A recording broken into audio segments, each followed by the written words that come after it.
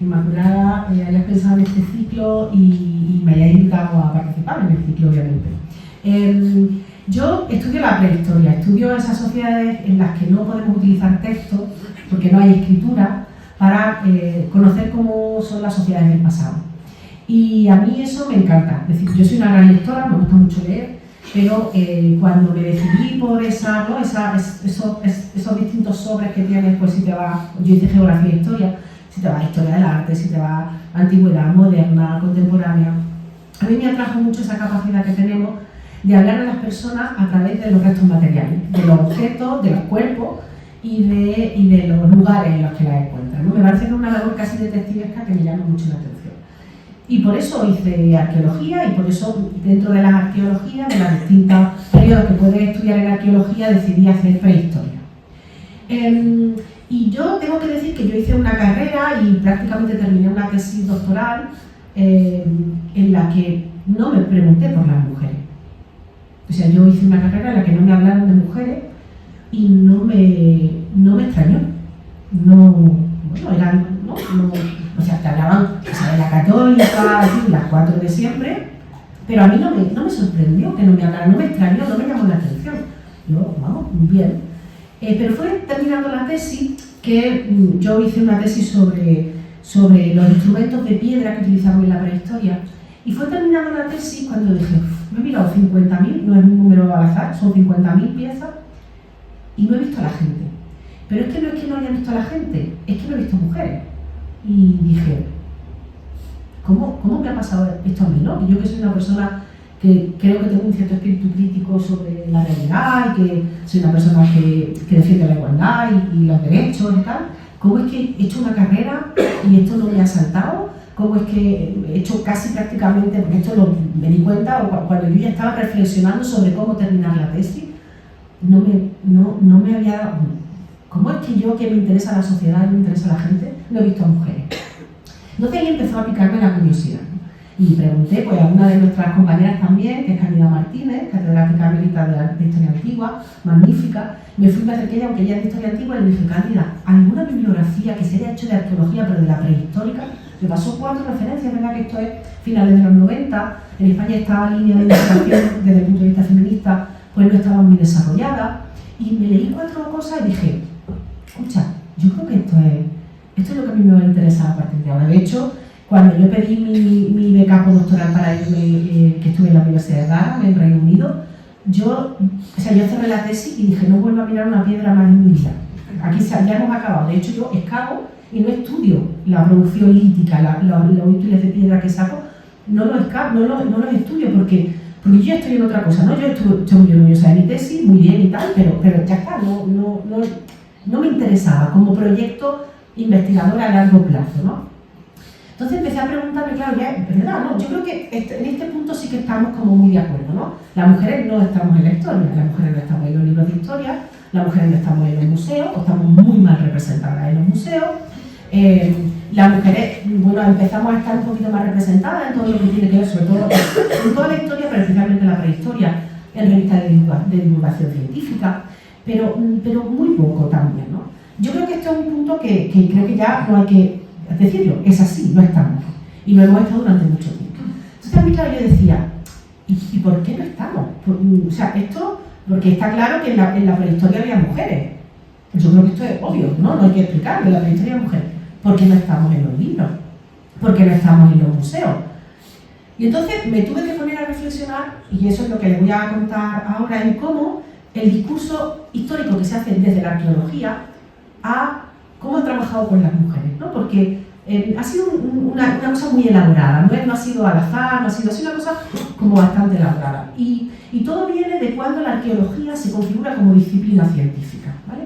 La arqueología se practica hace muchísimo, miles de años. Las poblaciones griegas, cuando iban por Asia Menor y conquistaban nuevos territorios, excavaban. Bueno, no excavaban, escarbaban, ¿vale? Porque no querían investigar, su intención era conocer la historia de esas sociedades, sino sacar cosas, ¿no? Y ese anticuarismo y hasta el siglo XVIII, esa era la arqueología que se hacía, ¿no? Cuando se excavaba en Pompeya y en Herculano, no se hacía para ver, oye, esta gente cómo viviría, no, se hacía para sacar las piezas, para sacar las estatuas. Pero en el siglo XIX, en la segunda mitad del siglo XIX, la arqueología se configura como ciencia, ¿no? Como disciplina científica. Es decir, como ese tratamiento científico de la realidad de las sociedades del pasado, que al tener carácter de ciencia, yo la escribo, yo la cuento y vosotros y vosotras os la creéis. Porque es la que vaya a estudiar en el cole, la que vaya a leer en los libros, la que vaya a ver en los museos, porque yo voy a deciros qué ha sido la historia, ¿no? Ese discurso científico hace que asimilemos una palabra que a mí me da mucha tirria utilizarla en historia, que es la palabra verdad. Verdad e historia a mí me da un poco de repelús usarlas, ¿no? Porque es muy poco probable que nos podamos acercar a la realidad certera, cercana, verdadera de las sociedades. Podemos intuir, ver procesos sociales, pero la palabra verdad, yo voy a contaros la verdad, no me gusta, ¿no? No creo que sea la más adecuada. Porque además la ciencia consiste en eso, en hipotetizar, en debatir, ahora tenemos un conocimiento y podemos decir unas cosas, pero mañana van a surgir otros conocimientos y van a hacer que al menos maticemos lo que hayamos dicho hoy. Y no pasa nada, esa es la ciencia, así se avanza en ciencia. Entonces, a mí me interesó saber cómo la arqueología, desde un primer momento, en ese discurso que se elabora, se deja atrás a las mujeres. Y esto es porque también tenemos claro que la historia es una cosa y el pasado es otra. Es decir, si yo aquí pregunto qué pasó el 12 de octubre de 1492, pues todo el mundo va a decirme lo que pasó, ¿no? Pero si yo digo qué pasó el 3 de noviembre de 658 a.C., si alguien me dice lo que pasó ese día, yo me voy ahora mismo, ¿vale? O sea, es que yo no sé, me acabo de inventar esa fecha, ¿vale? No sabemos lo que pasó, pero pasaron cosas seguramente. A lo mejor pasaron cosas importantes de las que no ha quedado registro o no hemos querido contar, porque la historia, el relato de ese pasado, el relato que fabricamos, elige qué queremos contar. Elige personajes, elige hechos, elige eventos, elige lugares para ponerlo en posiciones determinadas. Entonces, cuando la arqueología la hacen en la segunda mitad del siglo XIX, como es obvio, como todas las ciencias, como es el momento de esa segunda mitad del XIX, la hacen los hombres intelectuales, o sea, de la élite intelectual y económica, son quienes hacen la ciencia. Claro, esos hombres, cuando miran ese pasado, lo que están intentando es contestar su problemática de ese momento. Intentan contestar qué pasa en el mundo. Y el siglo XIX es fascinante. Fascinante. Es un siglo muy duro para las mujeres, pero es un siglo fascinante, porque los estados-nación de Europa se están reconfigurando, esta es mi frontera, esta es la tuya, los procesos de descolonización están empezando, la revolución industrial acaba de terminar y ha cambiado el mundo, el occidental y el que no es occidental, porque hemos ido a expoliar y hemos ido a llevarnos lo que podemos de allí. Y pasa otra cosa, que las mujeres, 200 años después, ahora ya son 300 años después, pero 200 años después de pedir por primera vez ser ciudadana, están pidiendo otra vez ser ciudadana. Las sufragistas están ahí peleando por conseguir los derechos civiles que suponen ser ciudadanas, votar y ser votadas. Entonces, claro, ese es el mundo que viven estos señores de la época, en la que construyen a su imagen y semejanza, y eso lo vemos en muchas representaciones del pasado, de familias nucleares, de actitudes, ¿no? Intentan justificar el presente, intentan decir, bueno, es que las desigualdades que hay en el presente, por ejemplo, entre mujeres y hombres, hay otras muchas desigualdades, pero en las que hay entre mujeres y hombres, esas desigualdades ya existían en la prehistoria. Esto ha sido así desde el principio. ¿Por qué? Porque si tú te lo llevas a la prehistoria, a la esencia, a esos primeros inicios de lo que somos como seres humanos, de lo que somos como sociedad, eso es muy difícil de cambiar, porque esto ha sido siempre así. ¿Cómo vamos a cambiarlo después de 5, 6, 7 mil años de historia? Pero si o 10.000 años de historia, si la desigualdad entre mujeres y hombres ha existido siempre. Por tanto, no tenemos, las mujeres no son representativas ni social, ni política, ni económicamente. De hecho, como he dicho, ni siquiera podemos votar. ¿Qué importancia histórica vamos a tener? Así que se construye una imagen de esas sociedades del pasado en el que las mujeres hacen tres cosas, ¿vale? La primera es generar estereotipos sobre nosotras. La segunda es negarnos en determinadas actividades. Y la tercera es invisibilizarnos en esas actividades que sí se nos ha dicho, bueno, vale, aquí sí están, ¿no? Porque claro, es difícil negarnos en esos lugares, ¿no? Y eso empieza a funcionar muy bien a finales del 19, principios del 20, y ha costado muchísimo, muchísimo que esto cambie. De hecho, no cambia hasta los años 70, cuando hay, sobre todo las escandinavas, las arqueólogas escandinavas, se empiezan a preguntar por estas cosas, con movimientos desde el feminismo siempre, ¿vale? en los años 70 empiezan a preguntarse, ¿y por qué no vemos a la mujer en la historia? Y ya no solo eso, sino cuál es nuestra posición en la sociedad actual como historiadora o como arqueóloga. Se empiezan a preguntar todo eso. Lo que pasa es que, claro, las pobres escriben en sueco. No las lee nadie. ¿Quién las va a leer en sueco los griegos? No las lee nadie. Y las anglosajonas, a principios de los años 80, empiezan a escribir sobre esto también. Y a escribir en inglés. Y entonces todas nos las hemos leído. Que a mí se me quejan, yo por eso estuve en Bergen y en Helsinki, porque yo decía, me voy a ir a conocer a las que empezaron con esto, ¿no? a las pioneras, a las que por primera vez se preguntaron esto. Y ellas se te quejan. Empezamos nosotros 10 años antes y llegaron las inglesas y las americanas. Oye, como hablaban en inglés, pues parece que han sido ellas las que han inventado la pólvora. No sé, es verdad pero fueron ellas las primeras que empezaron a reunirse, a pensar, a escribir. Pero claro, el idioma poco accesible, por lo menos para mí, en ese momento y para otra gente, ¿no?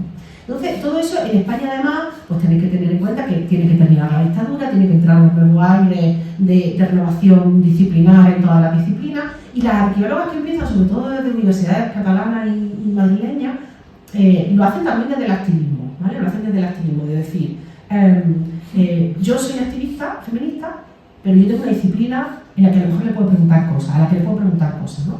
Entonces eso es lo que hacen. Y se empieza a configurar, y es decir, que en España tenemos una de las redes y de digamos, de los movimientos en arqueología feministas más importantes de Europa durante mucho tiempo, porque hemos sido capaces de generar redes, que a mí esto me parece fundamental. O sea, este proyecto que ha mencionado Inmaculada, que es passwomen.net, por si lo quieren buscar, lo que representa es un grupo de compañeras de un montón de sitios distintos, de muchas universidades, de museos, de gestoras del patrimonio, arqueólogas que están en el Departamento de Didáctica de las Ciencias Sociales, que en un momento determinado dijimos, si estamos juntas somos fuertes. Porque esto no ha sido fácil, el desarrollo de la arqueología feminista no ha sido fácil. En una disciplina, además, la arqueología que se cree muy ciencia en el sentido de objetividad, ¿no? y de que estos son datos objetivos y ahí no hay, cuando estamos interpretando sociedades, pero se ha creído siempre como muy científica y muy objetiva, y eso ha hecho pues, que prácticamente entendamos que quienes estaban en ese pasado eran los hombres blancos, occidentales, heterosexuales, y si me ponen del Real Madrid. Ese era el modelo masculino que se prima. Y se deja fuera todo lo demás, se deja fuera a las mujeres, se deja fuera a la infancia, a las criaturas, se deja fuera a las personas de edad avanzada, de edad muy avanzada, que hay muchas en la prehistoria, se deja fuera a gente con distintas capacidades, que también las hay y tampoco se mencionan, porque lo fácil es esa imagen, ¿no? Como simbólica y normativa que nos engloba a todo el mundo, ese falso neutro que es el hombre en la prehistoria, ¿no? Entonces, para construir todo eso, como digo, y para deconstruir todo eso, hay que saber cuáles son esas estrategias que se han utilizado. Y se han utilizado el estereotipo, uno de los estereotipos más interesantes de la prehistoria, ¿no? Es el de las Venus paleolíticas, que yo creo que todo el mundo aquí tiene la imagen de las Venus, ¿no? en la cabeza. Y por ejemplo tenemos la imagen de la Venus de Willendorf, ¿no? que es una de las más conocidas, pero podría ser cualquiera, en la que, claro, cuando la primera vez que aparece una Venus en un yacimiento arqueológico, la primera vez que, no una Venus, sino una representación humana en un yacimiento arqueológico, es en 1868, ¿vale? en Francia, en un yacimiento paleolítico.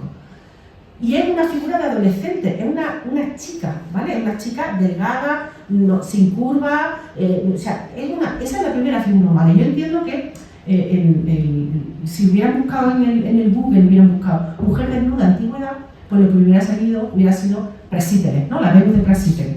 Ah, pues estos son Venus también. Vamos a ver, Venus son 30.000 años de diferencia. 30.000 años, o sea, no es 3/4 de hora. Son 30.000 años. Cuando llamamos Venus a la Venus paleolítica, estamos dotándola de todas aquellas características éticas, morales, filosóficas, estéticas de las Venus griegas y romanas, que no tienen nada que ver con imágenes que se crean 15, 20 o 30.000 años atrás.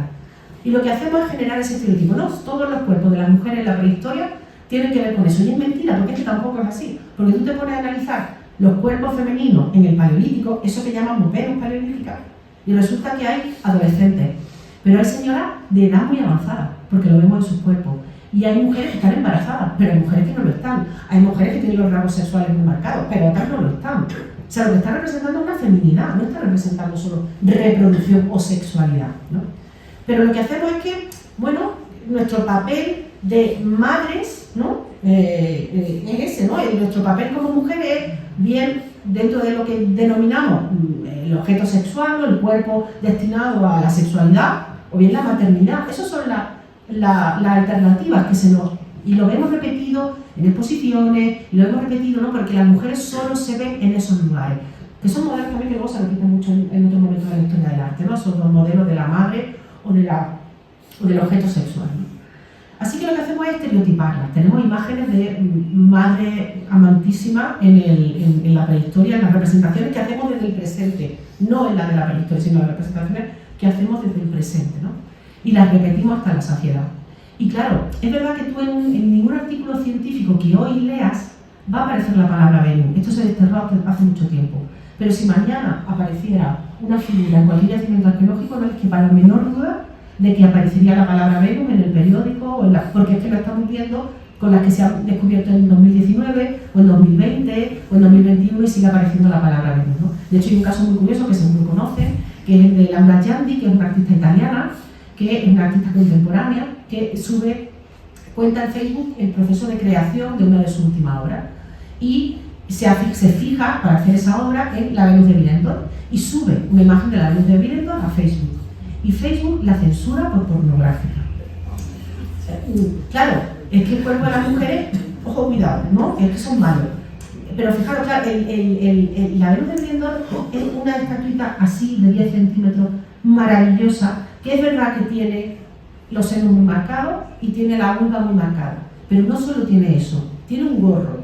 Tiene un gorro o un peinado, está trabajado y hace gesto, tiene una gestualidad porque se pone las manos aquí. No es solo un cuerpo físico o biológico, es un cuerpo gestual y un cuerpo adornado y vestido. Y eso tiene que darnos mucha más información, más que aquí simplemente es la representación de la fecundidad. Vamos a dar una vueltecita, ¿no? Vamos a hacer un poquito más, ¿no? Vamos a preguntarnos alguna cosilla más aparte de eso. Entonces, como digo, está en el Museo de Historia Natural de Viena y se lanzaron un comunicado diciendo, ojo, cuidado, que lleva muchísimos años expuesta aquí, nadie se ha quejado porque estuviera desnuda, me le vamos a poner un trapito ahora porque, ¿no? Entonces, quiero deciros, pero ahí se junta todo, ¿no? La mirada que tenemos sobre los cuerpos de las mujeres, la simplificación que hacemos sobre lo que significan las mujeres en la prehistoria, en fin, todo eso lo hacemos, o sea, estereotipamos a las mujeres en la prehistoria como madres o las estereotipamos como cuerpos sexualizados, ¿no? Muy sexualizados. Pero no solo hacemos eso, lo que hacemos también es negarla. En ese momento de finales del 19 y principios del 20 lo que se hace es que se eligen aquellas actividades que se entiende que nos han hecho sociedad, ¿vale? Entonces se van a las actividades productivas y dice, ¿cuál es la actividad productiva por antonomasia? La caza. ¿Y cuál es la actividad productiva, o sea, simbólica por antonomasia? La creación de arte rupestre. Pues esto los hombres lo han hecho. ¿Prueba científica? Ninguna. Lo digo yo, ya, ¿para qué quieres más? Si lo estoy diciendo yo, que tengo el conocimiento autorizado. Entonces, se vincula porque además son el culmen, o por ejemplo, todos los temas relacionados con el uso de la violencia, o la resolución del conflicto de forma violenta, o la guerra, o las formas de medrar en la jerarquización social a través de la violencia, que hace que justifiquen muy bien la necesidad de que exista violencia, porque claro, tienen unos objetivos claros y si consigues cosas, por tanto, las justificamos, ¿no? Entonces, eso es la idea que existe de la prehistoria, un lugar violento, un lugar poblado de hombres y en las que las cosas importantes las hacen ellos, ¿no? Luego tú te vas a la ciencia, lo que te dice la ciencia, y te das cuenta de que realmente ahí hay poco que o sea, es que es carilla todo. Y te das cuenta de que hay un montón de sepulturas femeninas que tienen armas destinadas a la caza, no armas, bueno sí, armas, flechas, puntas de flecha, propulsores, te das cuenta de que hay un montón de sepulturas femeninas que tienen eso, ¿no? Pero fijaros, las que nos hemos dedicado durante los últimos 20 años a estudiar esto, lo sabemos hace mucho tiempo que hay. Probablemente ahora hay alguna mujer en el mundo cazando, seguro. Porque se ha demostrado que las sociedades cazadoras-recolectoras de la actualidad, hasta en el 70% de esas sociedades, las mujeres tienen un papel activo en la caza. Y no solo cazan con onda, que es caza también, o con trampa, que también es caza, sino que utilizan todos los recursos. De hecho, utilizan mucho más recursos que sus compañeros, mucho más recursos de caza, ¿vale? O sea, que es que están activamente cazando, lo sabemos en la antropología y lo hemos sabido siempre por esos descubrimientos arqueológicos, ¿no? Pero un dato súper curioso es que esto salta, digamos, a la luz pública que da la vuelta al mundo en una noticia que aparece en un yacimiento de Perú, uno que se llama Vilamacha Pachá, que tiene 9.000 años de antigüedad, y en el que, o sea, a mí me gusta contar ya no solo el descubrimiento, sino el proceso por el que pasaron estas personas, ¿no? La gente que estaba excavando ese yacimiento está excavando sepulturas, ven un cuerpo, hay lanza, puntas de flecha, una parte de un propulsor, vale, un cazador. Y lo aparcan y el cazador, estupendo. ¿Qué nos pasa en la arqueología ahora que no hemos tenido hasta ahora? Y es que ahora tenemos una capacidad de hacer analíticas como nunca hemos tenido, ¿vale? Podemos hacer analítica, primero, porque las analíticas que vienen de otras disciplinas, como la química o otras ciencias de la salud, ¿no? que nos permiten, se han adaptado a las necesidades de la arqueología, pero lo más importante es que se han abaratado un montón. Y ahora con los paupérrimos presupuestos que tenemos en las excavaciones arqueológicas o en los proyectos de investigación, incluso así podemos hacer esas analíticas, ¿no? Y entonces ahora se pueden hacer analíticas. ¿Y cómo se pueden hacer y son relativamente baratas? Pues la gente cuando terminó, esto se podía haber quedado así. Aquí un hombre, un cuerpo con arma, un señor. Un cuerpo, que es lo que se ha hecho siempre, o casi siempre. Un cuerpo con adorno, una mujer. Eso se podía haber quedado así. Pero claro, como digo, no me cuesta trabajo, las mando a analizar y ya las tengo, ya completo este proceso, ¿no? Cuando vuelve los resultados, ellos mismos te dicen, entramos en shock, porque lo que había asociado a esa arma era una mujer y no lo habíamos pensado ni contemplado.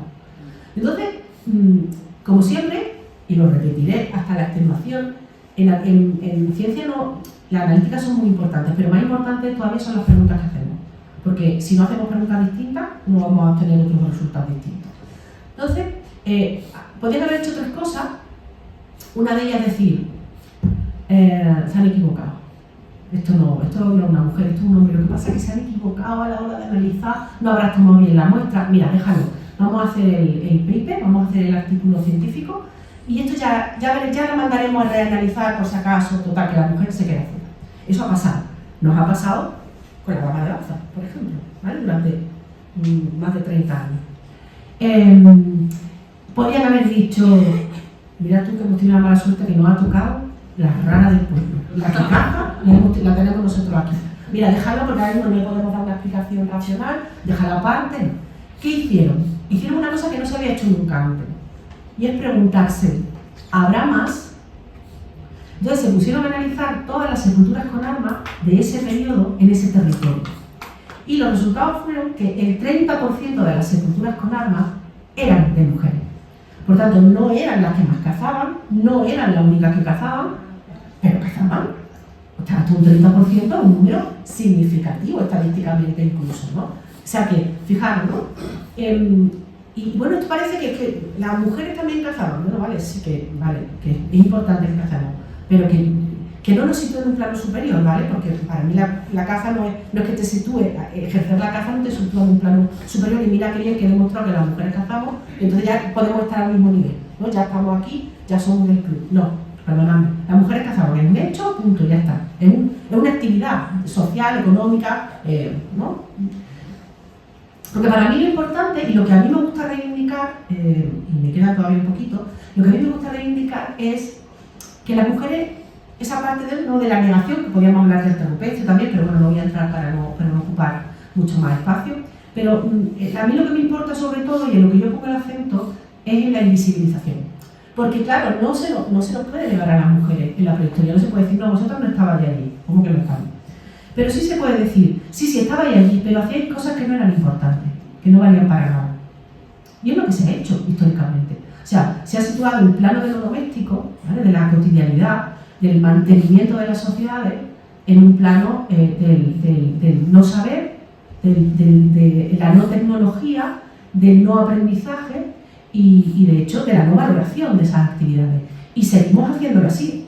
Vamos a ver, si históricamente hubiéramos valorado todo lo que son las actividades de mantenimiento, como es el cuidado, la salud, la alimentación, la crianza, la socialización, Si hubiéramos valorado esas actividades y esos saberes y esas experiencias, estarían en los libros de historia. Y no están. Si lo hubiéramos valorado, estarían en los museos. Y no están. No las hemos valorado. Seguimos sin valorarlas. Las actividades domésticas y de mantenimiento son las peor pagadas. Cuando se pagan. Porque la mayoría de las actividades de mantenimiento en el mundo se hacen gratis.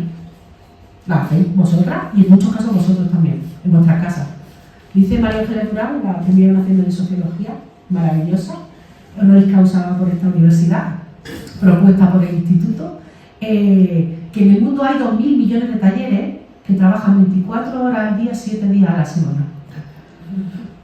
Y no está contabilizado eso en ninguna parte. Las economistas feministas llevan años intentando que ese trabajo forme parte del Producto Interior Bruto de los países. Porque es una carga de trabajo y una cantidad de trabajo que no está reconocida en ninguna parte, que no está recogida en ninguna parte. Y esas son, perdonadme, las únicas actividades que son estructurales, obligatorias y fundamentales en cualquier sociedad. Porque las sociedades podemos vivir sin metal, hay sociedades que viven sin metal y sin agricultura. Y son sociedades perfectas, completas y complejas. No caigamos en el error de pensar que esas sociedades que llevan también miles de años en trayectoria histórica son peores que nosotros. No es verdad. Han decidido elegir otros caminos, pero no son peores que nosotros. Nosotros no estamos en un plano de superioridad frente a esas sociedades, ¿vale? Que es lo que pensamos muchas veces, que somos la civilización, y que claro, como gente civilizada vamos a llevarnos a vosotros la civilización y os tenéis que aguantar porque es bueno para vosotros, ¿no? Entonces, esas actividades son, o sea, podemos vivir sin agricultura, podemos vivir sin cerámica, hay sociedades que viven sin metal, o sea, no hay ningún problema. Pero lo que no podemos hacer es no hacer esas actividades. Esas actividades que obviamente están llenas de conocimiento, de tecnología, de innovación tecnológica, generan bienestar y son son las peores valoradas económicamente en nuestra sociedad. Y claro, ¿qué hacemos? Y ya con esto termino.